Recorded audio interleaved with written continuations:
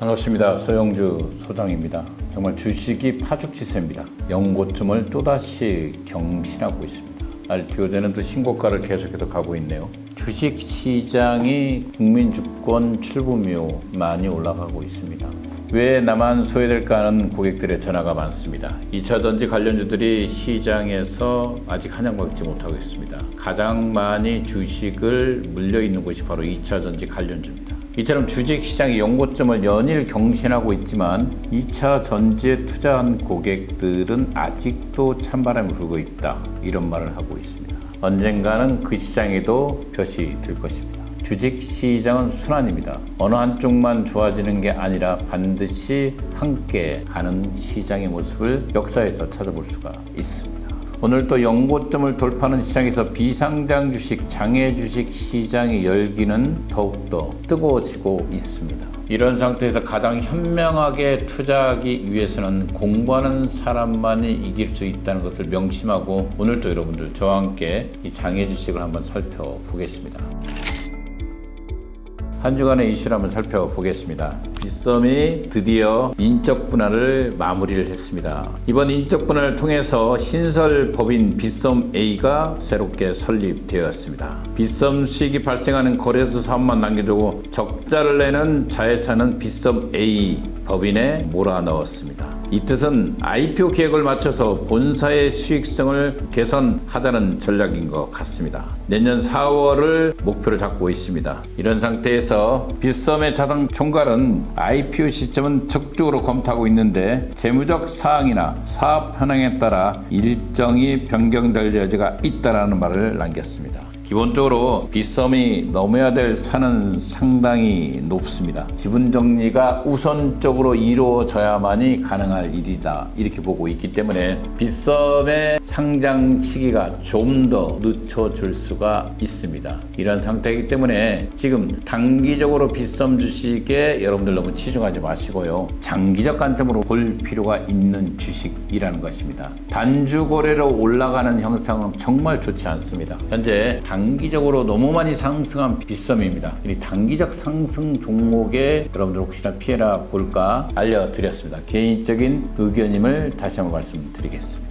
소울로보틱스가 B2B 자율주행 글로벌 시장에 집중 공략한다고 하면서 올 하반기 코스닥 상장을 준비 중이라는 기사를 냈네요. 자율주행 기술 분야로서 첫 번째 코스닥 상장을 노리고 있습니다. 소울로보틱스가 15일 판교 R&B 센터에서 드라이빙데이 행사를 갖고 자사의 핵심 기술과 비즈니스 전략을 전격 공개했습니다. 소울로보틱스는 B2B 중심의 테슬라나 에이모와 달리 사회주 중심 B2B 자율주행에 집중하고 있고, 공장, 물류센터, 항만 등 제한된 사회주에서 운행되는 자율주행 시스템을 통해 빠른 상용화를 실현 중에 있다고 강조했습니다. 이날 핵심은 단일 차량이 아닌 수십, 수백 대 차량을 동시에 제어하는 근접 자율주행 기술을 핵심 경쟁력으로 보여주었습니다. 이 기술 하나의 클라우드 관제 시스템이 전체 차량을 중앙대여 방식으로 관리하며 차량 내부 AI가 아닌 외부 인프라 중심의 판단 시스템으로 운영되고 있다고 합니다. 자율주행 기술의 상향을 위해 소울로보틱스는 시뮬레이션 미니어처 테스터, 실제 차량 실험을 거치는 3단계 검증 과정을 운영 중에 있고, 대부분의 차량에 내장된 유심칩과 컴퓨터를 활용해 별도 하드웨어 없이 원격 제어를 가능케 했으며, 전기차 비중이 늘면서 자율주행 소프트웨어 적용도 수월해지고 있다고 발표했습니다. 2017년에 설립된 소울로보틱스입니다. B2B 자율주행 관련 소프트웨어 전문기업으로서 BMW 등 글로벌 완성차 업체들을 고객사로 두고 있다고 발표했습니다. 이런 소울로보틱스가 유럽 특허청으로부터 센서 데이터를 이용한 가상공간 기반 제어 시스템을 특허 등록을 취득했고, 소울로보틱스의 인공지능, 지역 간 거래, 자율주행 분야의 난제를 해결하여 올 하반기 코스닥 상장에 도전한다는 기사가 두 번째로도 올라왔습니다. 대표이사는 이번 유럽에서 특허 취득은 자율주행 기술이 글로벌 핵심 기술로 인정받았다는 상징적인 의미를 갖는다며 유럽은 독일, 프랑스, 스웨덴 등 완성차 및 물류 자동차 강국들이 밀집한 지역으로 이런 시장에서 특허 등록은 서울 로보틱스의 기술이 국제적으로도 독창성과 진보성을 인정받았다는 것을 입증했다고 발표를 했네요. 서울 로보틱스가 2017년도에 설립되고 드디어 2025년 하반기 곧싹 상장을 간다는 기사가 이번 주에 2개나 올라와 있습니다. 이처럼 서울 로보틱스가 상장의 준비를 박차를 가하고 있다는 것을 보여준다, 이렇게 말씀드리겠습니다. 당근마켓, 중국 올해 카드 결제 서비스를 전국적으로 확대한다. 당근마켓 정말 시장에서 상당히 저평가되어 있다, 여러 번 말씀드리고 있습니다. 이런 주식들이 미래의 대한민국의 플랫폼 시장을 장악할 수 있기 때문에 정말 눈여겨볼 필요가 있다, 이렇게 말씀드리겠습니다.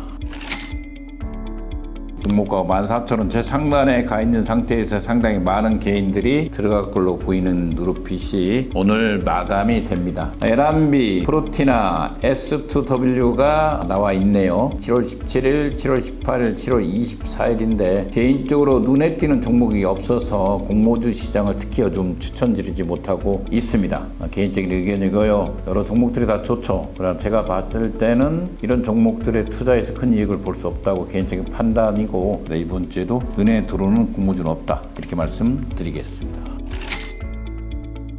한 주간의 장외주식 시장을 한번 살펴보겠습니다. 여전히 두나무가 선두를 다쳤고 눈에 띄는 게 무신사입니다. 무신사가 거래량 2위까지 치고 왔네요. 기본적으로 두나무와 빗썸이 약한 추천거리죠. 지금 현재 가상자산이 1억 6천을 넘어가고 있는 상태에서 상당히 리스크 있게 올라갔다, 이건 사실입니다. 두나무와 빗썸을 늘 추천을 드렸지만 이렇게 단주거래 형태에서 시장이 가격이 형성되는 것을 경계하고 있다, 이 말씀을 드리면서 지금 좀 쉬어가자, 이런 말씀을 드리고 있습니다. 빗썸은 특히나 수차 추천을 드렸지만 23만원, 25만원까지 치고 왔습니다. 오늘 겁이 날 정도로 빗썸이 많이 올라갔죠. 이런 상태에서 유심히 살펴보았을 때 단주거래 형태이기 때문에 리스크 있다고 저번 주부터 말씀을 드렸고요. 빗썸이 이제 인적 분할을 마무리한 상태에서 상장할 수 있는 시점을 내년으로 넘겼기 때문에 개인적으로 시간적 여유가 충분합니다. 그래서 시간을 좀 두시고 볼 필요가 있다, 이런 말씀을 드리겠습니다. K뱅크가 8,800원인데 여전히 높다, 4,000원대라고 저는 개인적으로 생각하고 있고요.